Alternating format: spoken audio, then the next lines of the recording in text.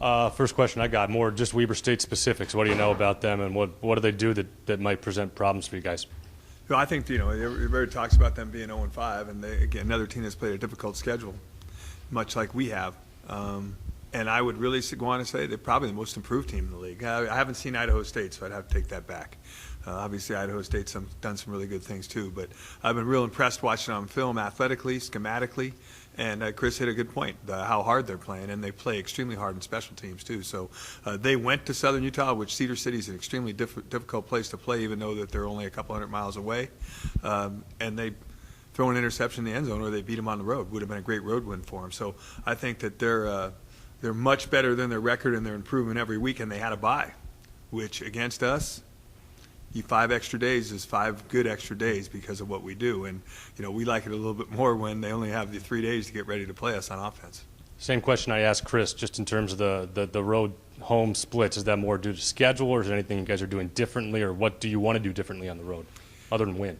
Well, I think identity-wise, on offense, we've kind of found ourselves the last 3 weeks, including the Northern Arizona loss. And I think that the identity has been some of the things Chris said. We're going to do what we do, and we're going to do it as well as we possibly can do it. And it may change every week, especially depending on what the opponent tries to play against us. But I really do feel that our players' confidence on offense right now is very, very high.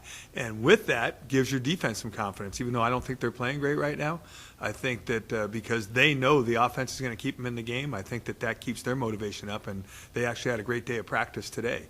So I think the combinations of improvement, maturity, on offense, we have very few seniors on offense. And those guys have had the opportunity to grow a little bit together as a unit.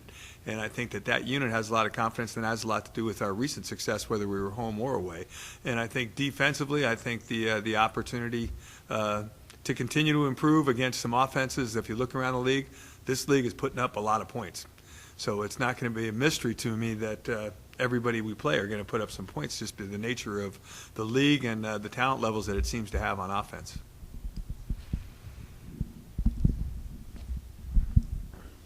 Coach, you mentioned Weber's schedule. I think with the exception of Arizona State, they've been competitive pretty much in every game, right there. But when you're, from an outsider's perspective, when they're not winning those games, what's been the difference for them, and why they haven't been able to get over the hump and get some victories? Well, a crucial turnover, like I mentioned, against Southern Utah, I think was critical. I also think there was a fake punt in that game.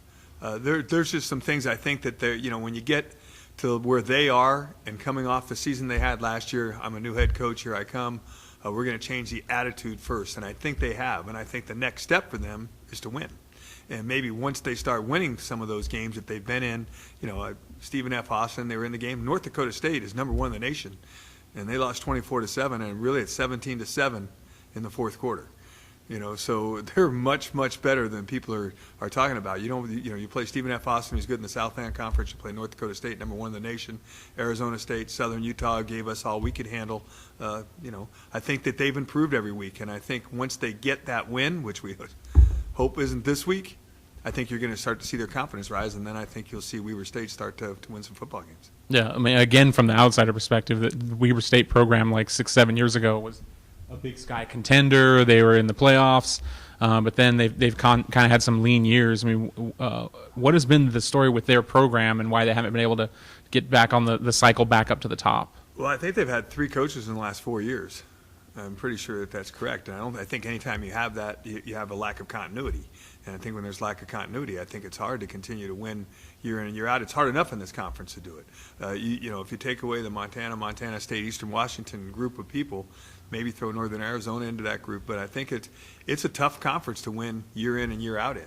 And then you take the fact that they haven't had the continuity in the coaching staff and in recruiting and all those things, and I think that that makes it a tough deal. What's going to be the biggest challenge for you guys going against them? Well, I think the 10 days, I think that's a big challenge in itself, that they had 10 days to prepare for us, number 1. And I think number 2, we're going to have to play better on defense, because they may not be putting up a lot of points, but they're putting up good numbers as far as yardage goes, especially the last couple of weeks. And they throw the ball extremely well, and obviously we wasn't our strength last week, so to speak. So, I think we have to make sure that we stay in the game and stay focused on the defensive side of the ball. And offensively, whatever they throw at us, because they have had 10 days, we better be ready to respond to it. So where does it start for you guys on defense, getting better? Well, I think number one, I think, if I looked, a couple of weeks ago, I talked about not being disciplined maybe in our gap control on defense in the run game. Last week, we weren't real disciplined in our pass drops in the coverages that we were playing, and which leaves holes. And when you leave holes, you make some guys vulnerable. And the other thing is, we had a lot of guys who were in position to make plays and didn't make plays on the ball. The pass interferences, yep, I get it. Nobody likes them. I sure don't. But if you really look at them, our guys were in position almost every single time, but got a little grabby with their hands, and that causes some problems. I think there are a couple other balls that Jordan Williams, I really think Jordan had one. I think he probably could have had three. Chris Fletcher had an opportunity to have one too. So in the back row, I think that it's just more having confidence that they can make plays on the football. Underneath them, they need to understand what we're doing, and we are doing more than we've done before as far as what we're doing on defense. And so sometimes, more is not better. So maybe refining it and trying to get a little bit less of the underneath coverage, having to do more than they need to be able to do to ensure that stuff up. So that's kind of the plan right now, and hopefully that will continue to be tomorrow's emphasis at practice. You mentioned continuity. How is continuity working for the Mustangs, and how is that helping the team gel this time of the season? Well, I think, overall continuity, I think that, in our first 2 years, we were tied for first and came in fourth in a 13-team league. So I think that our team has confidence that we can play in the Big Sky. But I think the Big Sky, like I said before, is a difficult league to run through. And if you get a break in the schedule, which maybe we had 2 years ago, there's no question, and a couple of teams have it this year. We have a difficult schedule this year, and it's the way it goes. We're playing 7 road games and 5 home games. But I think from a continuity standpoint, I think what I talked about on offense is real important, is the confidence that is being built by a young group, by a group that's almost all going to return next year. I think that is fun to watch and fun to see.